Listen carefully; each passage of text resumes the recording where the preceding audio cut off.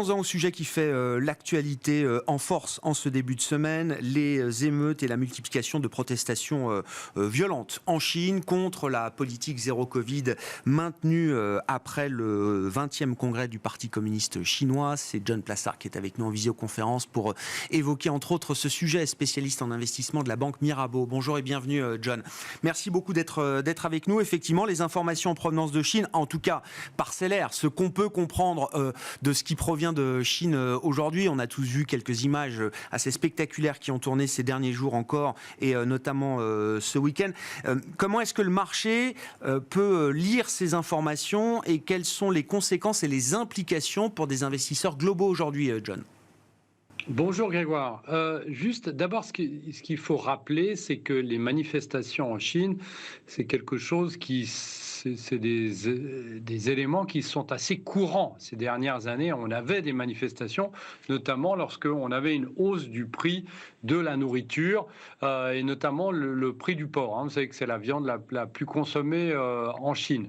Maintenant, ce qui est nouveau ici, c'est effectivement qu'on le voit à travers les réseaux sociaux et qu'on le voit évidemment à travers les médias internationaux. Donc c'est ici que ça prend une ampleur qui va au-delà du gouvernement, qui ne maîtrise d'une certaine manière plus ce qui est en train de se passer.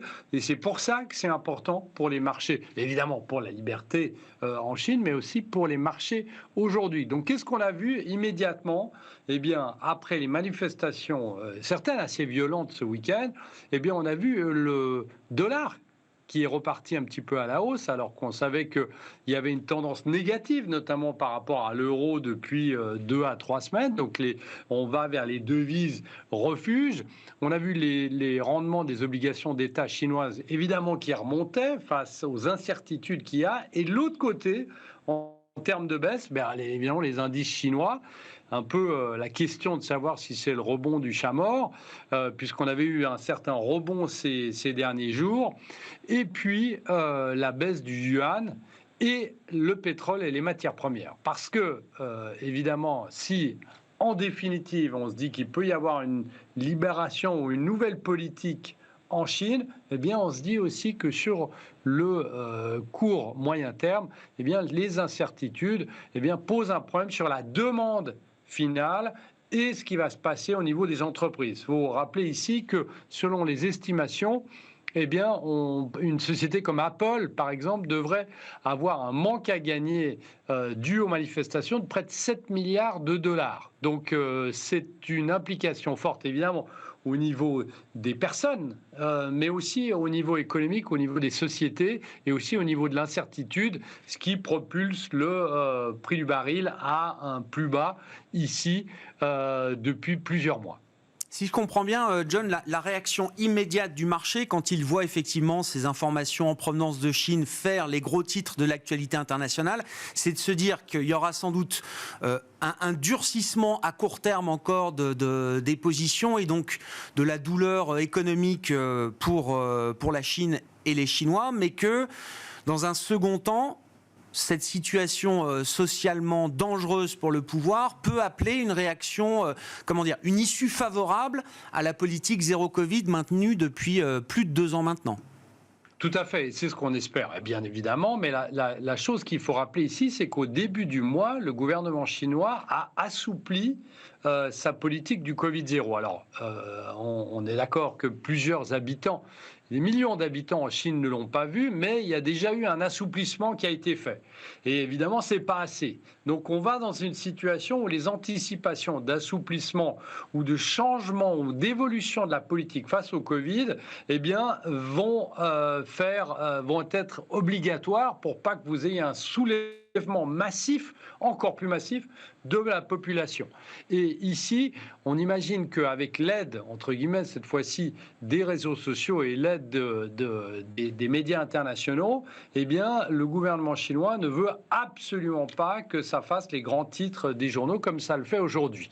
Donc on est dans une situation, comme vous l'avez dit Grégoire, où potentiellement ce qui est en train d'arriver est une bonne nouvelle, je dirais, pour l'année prochaine, parce que d'un côté, où il y aura un soulèvement plus massif, ou de l'autre côté, le gouvernement va encore assouplir sa politique face au Covid-0. Je rappelle, c'est un chiffre qui m'a marqué, qui nous a été donné par un intervenant à fin septembre. Sur la tranche d'âge de population 18-25 ans en Chine, on atteint quasiment 20% de chômage aujourd'hui. Et évidemment, c'est là le cœur du pacte social chinois qui est très abîmé aujourd'hui et qui laisse entendre effectivement que cette situation n'est pas tenable dans le temps long pour les autorités chinoises. Si on regarde ce qui se passe du côté des États-Unis, à l'inverse, John, j'ai envie de dire, l'hédonisme du consommateur américain semble toujours de mise, malgré tout ce que le consommateur américain peut traverser, à commencer par un début de perte de pouvoir d'achat, on va le dire comme ça.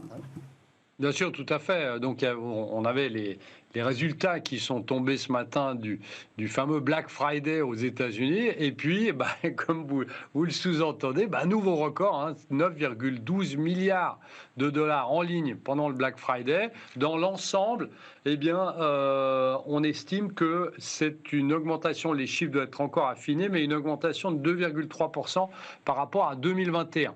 Donc, on est dans une situation où on est en record sur les commandes via le mobile, plus 48% des ventes en ligne ont été effectuées par smartphone. Donc on voit ici qu'il y a vraiment une accélération, alors qu'on pensait que ça pouvait être assez mature d'une certaine manière. Et puis on voit que, alors on peut se poser la question de savoir pourquoi. Alors évidemment l'utilisation des cartes de crédit, la baisse de l'épargne, mais il y a une autre chose qui a été largement mise en avant cette année, c'est ce qu'on appelle le acheter maintenant et payer plus tard, où en fait vous achetez à crédit, une nouvelle forme de crédit, pas spécialement par les cartes de crédit, mais par les magasins. Et ça a extrêmement bien fonctionné cette année.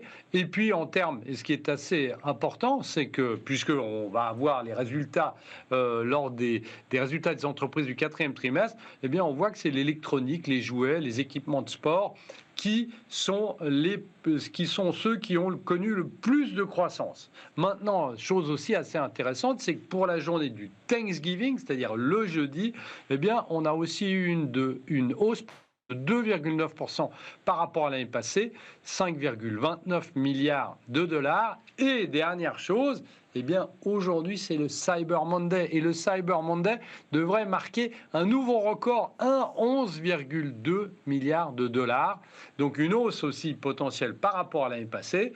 Et globalement, pour revenir sur ces chiffres, il ne faut pas oublier une chose, c'est qu'on a eu des commentaires de Target, de Macy's ou de Nordstrom qui nous ont dit, ces grands détaillants nous ont dit qu'ils craignaient pour la consommation, surtout cette fin d'année, etc. Puis on voit que pour l'instant, les Américains continuent à consommer. Alors ça devient de la palissade de dire ça, mais les Américains consomment malgré l'inflation, malgré les risques de récession et malgré les interrogations qui entourent leur emploi, puisqu'on sait que le taux de chômage est censé remonter ces prochains mois. C'est un baroud d'honneur du consommateur américain un peu à bout de souffle, John, ou est-ce qu'il faut continuer de se réjouir d'une certaine manière, en tout cas, de cette consommation américaine, qui reste, on le rappelle, le moteur principal de l'économie américaine dans son ensemble ?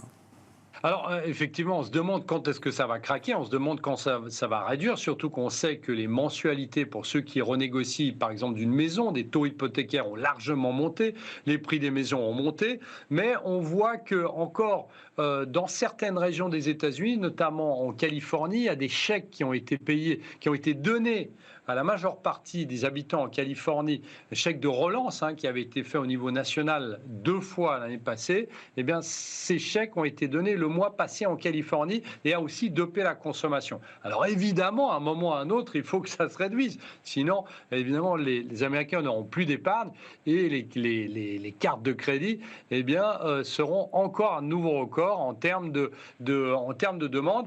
Mais effectivement, ces Américains vivent ce qu'on appelle YOLO, You Only Live Once, vous ne vivez qu'une fois. Et cette maxime fait tout son sens aujourd'hui lorsqu'on regarde les chiffres, c'est absolument incroyable. Et ce qui soutient la croissance américaine, puisqu'on rappelle quand même que 73% du PIB américain, de la constitution du PIB américain, c'est la consommation. Bon, pour l'instant, effectivement, le pouvoir d'achat est négatif, parce que les salaires progressent, mais moins vite que l'inflation. C'est vrai aux États-Unis, c'est vrai en Europe. Est-ce que cette situation pourrait changer dans un futur proche? Est-ce que l'inflation globale est en train de se réduire aujourd'hui, John? On aura encore des estimations d'inflation pour la zone euro devant nous cette semaine pour le mois de novembre, mais est-ce que globalement, pour les économies développées, le pic d'inflation a été franchi? Alors, c'est une très bonne question, puis c'est la question à plusieurs milliards d'euros, je dirais, mais il faut faire attention. Premièrement, une chose, c'est-à-dire que si vous regardez le contexte de l'inflation aux États-Unis et en Europe, c'est différent, parce qu'en Europe, pardon, c'est une question d'offre. On sait très bien que les chiffres et l'inflation est surtout tirée par l'énergie. Aux États-Unis, eh bien, c'est un peu différent parce qu'on a les loyers, j'en parlais avant, on a aussi le système de la santé qui a fortement monté, on a la nourriture, et puis évidemment, on a l'énergie qui est assez élevée par rapport au phénomène standard, historique, pardon. Donc, on est dans une situation où aujourd'hui, eh bien, ce qu'on peut certainement affirmer, c'est qu'aux États-Unis, le pic de l'inflation est derrière nous. Mais il faut faire attention, lorsqu'on parle de pic d'inflation, ça ne veut pas dire qu'on va arriver rapidement à l'objectif, au mandat de la Réserve fédérale américaine, qui est de 2%. Puisqu'on sait que selon toujours les standards historiques, lorsqu'on dépasse les 8%, comme on a fait il y a quelques mois aux États-Unis, eh bien ça met énormément de temps pour revenir sur les 2%. En Europe, on est dans un cycle un peu différent, ça sera certainement confirmé cette semaine, eh bien, on est dans un momentum haussier, puisqu'on a encore ces chiffres de l'énergie qui impactent, ces chiffres du gaz, ces chiffres de l'électricité qui impactent toujours l'inflation qu'on a en zone euro. Donc, on pourrait avoir un décalage, c'est-à-dire une baisse graduelle de l'inflation aux États-Unis et toujours une hausse de l'inflation en Europe. Et la troisième chose, qui est peut-être la plus symptomatique, je dirais, c'est la Grande-Bretagne.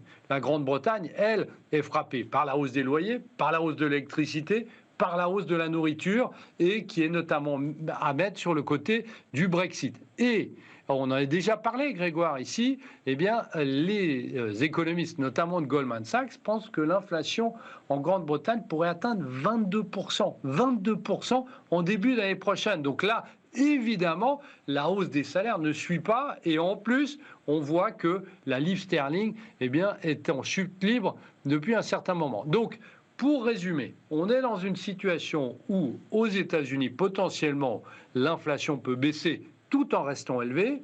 En Europe, on est toujours dans un momentum stable, voire haussier. Et en Grande-Bretagne, ça continue de progresser parce que le pire n'est pas derrière nous. Donc effectivement, là, on est dans une situation où potentiellement, la Fed va pouvoir poser ses taux. La Banque centrale européenne va continuer de monter jusqu'à que l'Allemagne rentre en récession, et la France, évidemment. Et en Grande-Bretagne, là, il y a un problème grave parce qu'on va devoir continuer à monter les taux malgré la récession probable qui va arriver en Grande-Bretagne. Merci beaucoup, John. Merci pour cet éclairage de début de semaine sur les grands enjeux du moment, de la Chine jusqu'à l'inflation pour nos économies, les économies développées. John Plassard qui était avec nous en visioconférence, spécialiste en investissement de la banque Mirabeau. Voilà pour cette édition Smart Bourse de la mi-journée. On se retrouve à 17h en direct sur Bismart.